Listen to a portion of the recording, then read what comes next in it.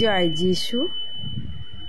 আজ আমি জীবন্ত ঈশ্বরের জীবন্ত বাক্য মাথায় নিয়ে আমার ঈশ্বর অনুসারীদের, ঈশ্বর ভক্তদের, ঈশ্বর সন্তানদের কাছে আসতে পেরেছি কেবলমাত্র জীবন্ত ঈশ্বরের আশীর্বাদ, প্রভু যিশুর দয়া এবং পবিত্র আত্মার সাহায্যে। তার জন্য পিতা, পুত্র, পবিত্র আত্মাকে ধন্যবাদ দিই, প্রশংসা করি, গৌরব করি। সেই সঙ্গে আমার সকল ঈশ্বর ভক্ত ভাইদেরকে জানাই জয় যিশু। আমি আজকের বলবো যাকোব 4 অধ্যায় 6 থেকে 7 পদ। যিশুর রণকৌশল। যিশু নিজেকে ঈশ্বরের নিকট সমর্পণ করে বিজয়ের জন্য প্রস্তুত হয়েছিলেন। প্রিয় ভাই বোন, তাহলে আমাদেরকেও নিজেদেরকে ঈশ্বরের ওপর আমাদের মন, প্রাণ, হৃদয় সব সমর্পণ করে দিয়ে আমরা প্রস্তুত হব শয়তানকে পরাজিত করার এবং আমাদের নিজেদেরকে উদ্ধার করার জন্য তৈরি হতে হবে। ঈশ্বরের ওপর নির্ভর করতে হবে, ঈশ্বরের ওপর ভরসা করতে হবে, তবেই আমরা উদ্ধার পাব। যিশু ঈশ্বর এবং ঈশ্বর অভিষিক্ত কর্তৃত্বের নিকট নিজেকে সমর্পণ করেছিলেন। যিশু ঈশ্বরের প্রতি সম্পূর্ণ বাধ্যতায় জীবনযাপন করতে এবং শয়তানের উপর চরম বিজয় লাভ করতে সক্ষম হয়েছিলেন, কারণ তিনি একটি গুরুত্বপূর্ণ রণনীতির আশ্রয় নিয়েছিলেন। তিনি ঈশ্বরের কাছে নিজেকে সমর্পণ করেছিলেন। আমরা প্রায়ই এই পদের শেষে অংশটিকে উদ্ধৃত করে থাকি, প্রতিরোধ করো শয়তানকে, তাহলেই সে তোমার কাছ থেকে ছুটে পালিয়ে যাবে। প্রিয় ভাই বোন, শয়তানকে বিতাড়িত করতে হলে আগে নিজেকে পবিত্র আত্মায় অভিষিক্ত হতে হবে এবং ঈশ্বরের উপর সম্পূর্ণ নিজের আস্থা, ভরসা সব কিছু তুলে দিতে হবে। নিজের সমস্ত সম্পূর্ণ ইচ্ছা সব তুলে দিয়ে নিজের ইচ্ছা ত্যাগ করে ঈশ্বরের ইচ্ছায় চলতে হবে, তবে ঈশ্বর সাহায্য করবে শয়তানকে বিতাড়িত করতে। আমাদের কোনো ক্ষমতা নেই, কিন্তু এইটাই ক্ষমতা যে আমরা যেন সদা সর্বদাই ঈশ্বরকে ডাকি, ঈশ্বরের আরাধনা করি। প্রতিরোধ করো শয়তানকে, তবে প্রিয় ভাই বোন, পবিত্র আত্মা যদি সঙ্গে করে নিতে পারো তাহলে শয়তানকে প্রতিরোধ করতে পারবে। মানে শয়তান তোমাদের জীবনের প্রতি পদে পদে বাধা, তাহলে সে তোমার কাছ থেকে ছুটে পালিয়ে যাবে এবং শক্তির মূল্য উৎসের দিকে দৃষ্টিপাত করতে আমরা ব্যর্থ হয়েছি। শয়তানকে প্রতিরোধ করার এবং আমাদের কাছ থেকে সে পালিয়ে যাবার আগে প্রথমেই আমাদের নতনম্র হয়ে নিজেদের ঈশ্বরের কাছে সমর্পণ করতে হবে। প্রিয় ভাই বোন, শয়তান খুব শক্তিশালী, কারণ তিনি ছিলেন ঈশ্বরের দূত, ঈশ্বরের কাছের লোক, স্বর্গের দূত। সেই জন্য শয়তানের খুব শক্তিশালী। শয়তানের সঙ্গে লড়াই করার ক্ষমতা আমাদের নেই। তাই আমাদের জীবনের সব কিছু চাওয়া পাওয়া, ভরসা, আশা সব কিছু ঈশ্বরের উপর তুলে দিয়ে ঈশ্বরের কাছে কেবল সাহায্যের জন্য প্রার্থনা করতে হবে অবিরত। তাহলে আমরা শয়তানকে পরাজিত করতে পারব। শয়তান আজ বহু খ্রিস্ট বিশ্বাসীকেই পরাস্ত করেছে, কারণ তারা নিজেদের ঈশ্বরের কাছে সমর্পণ করেনি।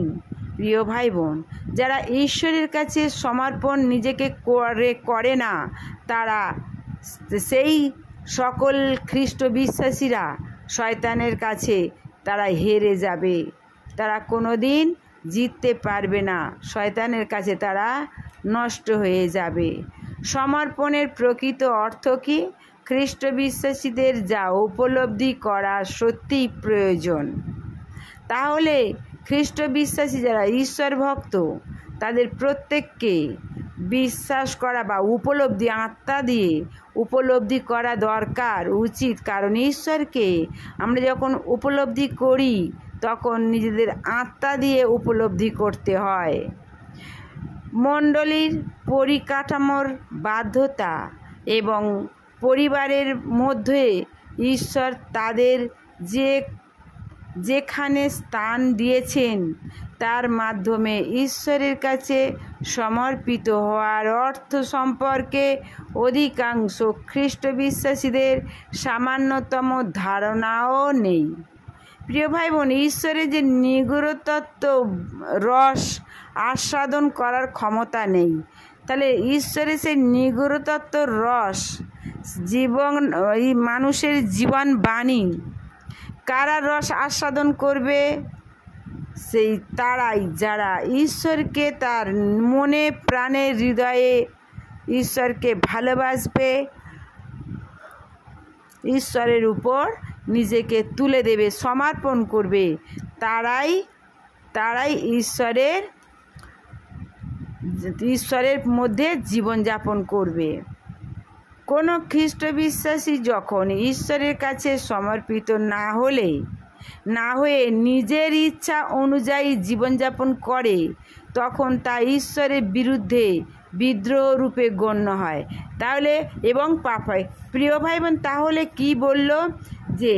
যে কোনো খ্রিস্ট বিশ্বাসী যখন ঈশ্বরের কাছে নিজেকে সমর্পণ না করে নিজের ইচ্ছা অনুযায়ী চলে, নিজের ইচ্ছা অনুযায়ী জীবনযাপন করে, তখনই সেই ঈশ্বরের বিরুদ্ধে সে বিদ্রোহী রূপে গণ্য হয় আর সে পাপ করে। কারণ আজ্ঞা লঙ্ঘন করা মন্ত্রপাঠজনিত পাপের তুল্য এবং অবাধ্যতা পৌত্তলিকতা ও প্রতিমা পূজার সমান।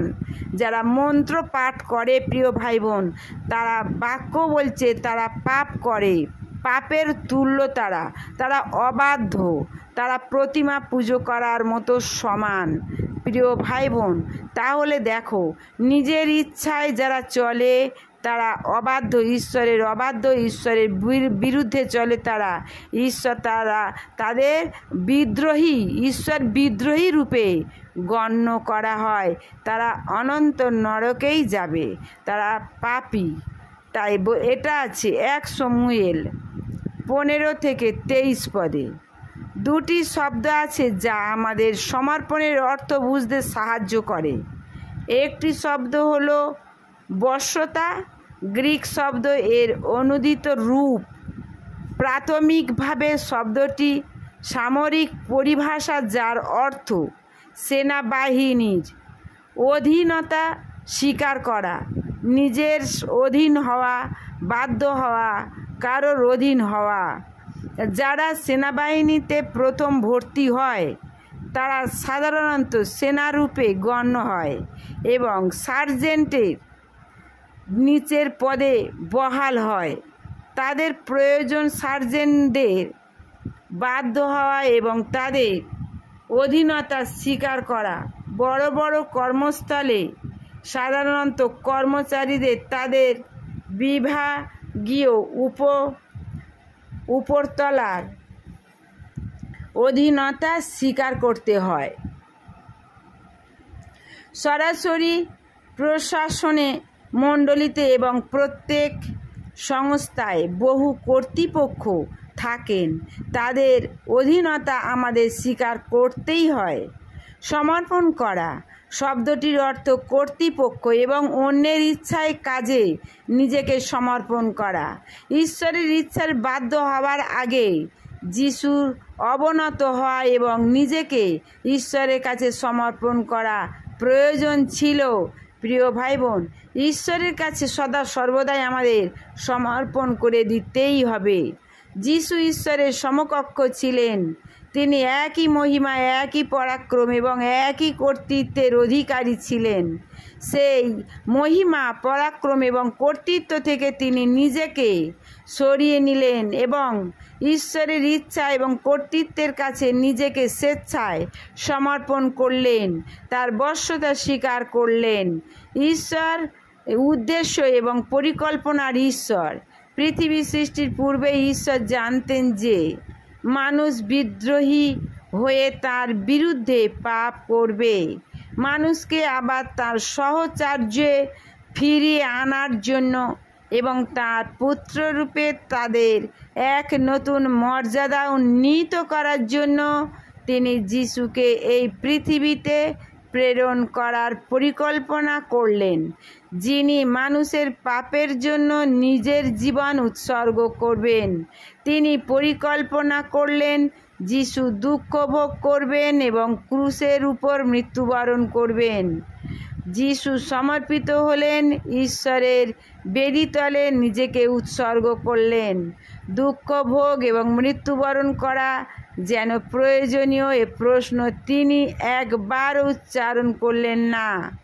সমস্যার সমাধানের জন্য তিনি কোনো বিকল্প পন্থা উল্লেখ করলেন না অথবা নিজের ইচ্ছায় অনুবর্তী হলেন না। ঈশ্বরের ইচ্ছার কাছে তিনি নিজেকে সমর্পণ করলেন, নিজের ইচ্ছাকে তিনি বিসর্জন দিলেন এবং ঈশ্বরের কর্তৃত্বের অধীনে হলেন। প্রিয় ভাই বোন, আমরা তাহলে যিশু পবিত্র, নিষ্পাপ, নিষ্কলঙ্ক হয়েও, ঈশ্বর পুত্র বিধির সন্তান হয়েও যদি নিজের সমস্ত ইচ্ছাকে বিসর্জন দেয় আর যদি তবেই ঈশ্বরের কর্তৃত্বের অধীন হলেন, তাহলে আমাদেরকেও এই রকম নিজের ইচ্ছা বিসর্জন দিয়ে ঈশ্বরের উপর নির্ভর করতে হবে এবং ঈশ্বরের কর্তৃত্বের অধীনে থাকতে হবে।